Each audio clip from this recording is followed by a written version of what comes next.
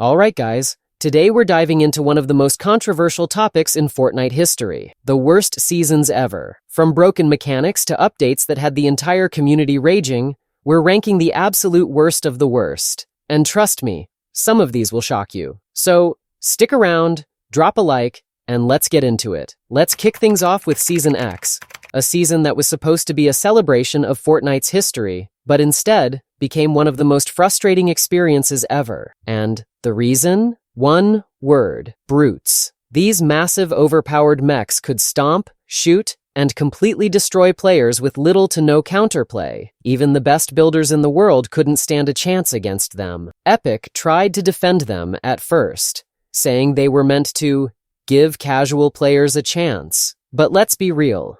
Nobody wanted a giant walking tank that could erase lobbies in seconds. Players were begging for nerfs.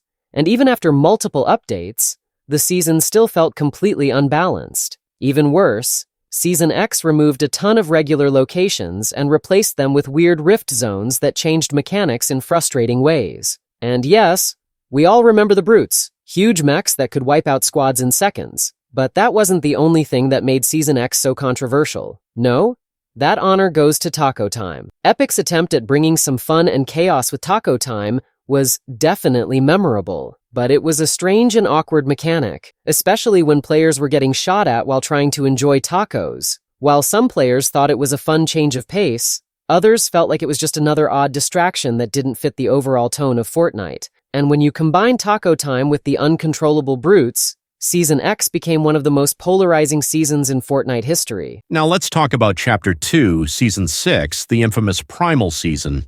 This season introduced crafting, but instead of exciting new possibilities, it gave us a clunky, unpolished mess. Instead of the usual loot pool, players had to gather bones and mechanical parts to craft new weapons. Cool idea, right? Well, the execution was a disaster. Weapons like the makeshift shotgun were so slow they barely packed a punch. And upgrading them, you were better off praying for a lucky drop than crafting anything good. Epic tried to force a survival-style crafting mechanic onto the game, but instead of creating excitement, it just felt like a slow, boring grind. Players didn't feel rewarded for their efforts, and instead they were stuck with weak weapons that felt completely off-meta. And then there were the wild animals: wolves, raptors, chickens. Epic thought they would make the game feel more alive. Instead, they just became annoying distractions. Trying to deal with an aggressive wolf while a player is rushing you? That's just a recipe for disaster. Season 6 was one of the most frustrating seasons for many players, as it took too many risks without delivering enough on the fun factor. It wasn't just a failure of mechanics, it felt like Fortnite lost its identity.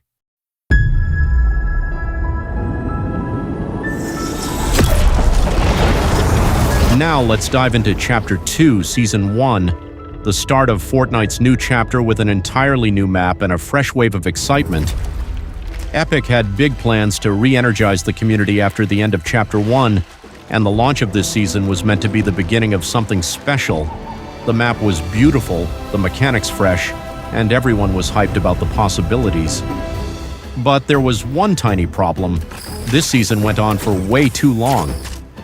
When Chapter 2 launched, there was a sense of wonder, a new island to explore, new mechanics, and of course the introduction of fishing. For the first time ever, Fortnite gave us the ability to fish for loot, which was a total game changer. And let's not forget about the new health system, which was a nice change of pace compared to the old shield health split from Chapter 1. Plus, there were new weapons, new mechanics, and the brand new Battle Pass that players could grind out for exclusive cosmetics. It felt like a fresh start.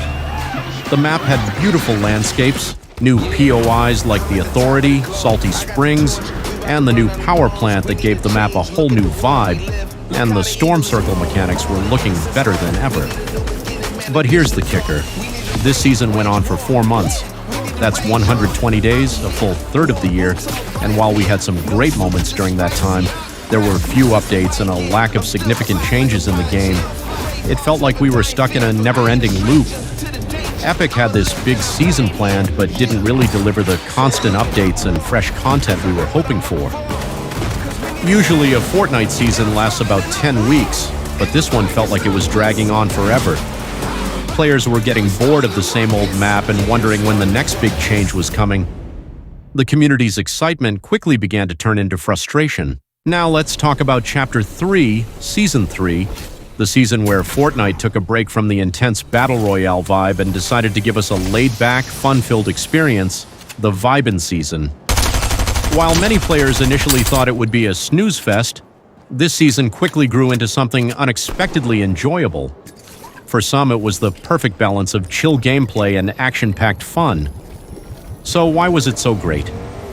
One of the first things you'll notice about Season 3 is the vibrant tropical feel that Epic injected into the map. Gone were the gloomy skies and dark vibes of the past seasons, replaced by bright colors, sunny days, and a lush, lively island that felt like the perfect summer getaway.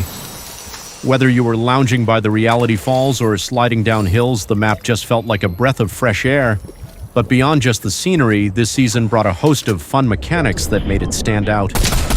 Let's start with the sliding mechanic, a feature that felt like a game changer for mobility and strategy. Sliding down hills wasn't just fun, it was practical. It made engaging in combat feel faster, smoother, and more dynamic. Players found themselves using it for both escapes and aggressive plays, adding another layer to the fast-paced action we love. Sliding felt like it fit perfectly into Fortnite's core gameplay, and then there was the addition of the rideable animals, namely boars and wolves.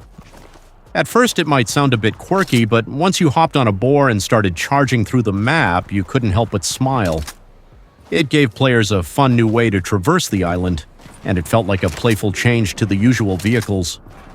The way you could gallop through the map, avoid taking damage from fall height, and even use the animal to attack was pure fun. Now let's talk about the loot. Season 3 gave us a chance to pick up some seriously fun weapons, like the Thunder Shotgun and Striker Burst Rifle, weapons that were designed to encourage fast, aggressive combat. But what made this season stand out even more was the introduction of reality saplings. This feature allowed players to plant their own personal saplings to get mythic loot. Yes, you heard that right, mythic loot. It was a clever way of rewarding players with the best gear through a natural progression. Instead of fighting over drops, you could plant your sapling, water it, and watch as your prize loot came in. It added a fun and interactive element to the game that felt different from the usual looting system, and while some players felt like the lack of huge updates or map changes kept it from being groundbreaking, Season 3 delivered something more important: fun. There were no overpowered mechanics, no crazy game-breaking bugs, just solid gameplay that allowed players to enjoy the ride.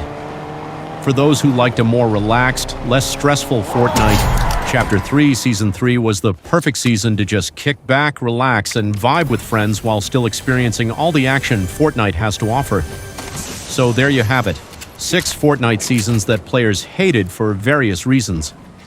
From the brute disaster in Season X to the NPC chaos of Season 5 and the unbalanced grind of Season 6, these seasons have left a mark on Fortnite's history that we won't soon forget. But what do you think? Which season was the worst? Drop a comment below and let us know which Fortnite season made you rage the most. Don't forget to like, subscribe, and hit that bell so you never miss out on more Fortnite content.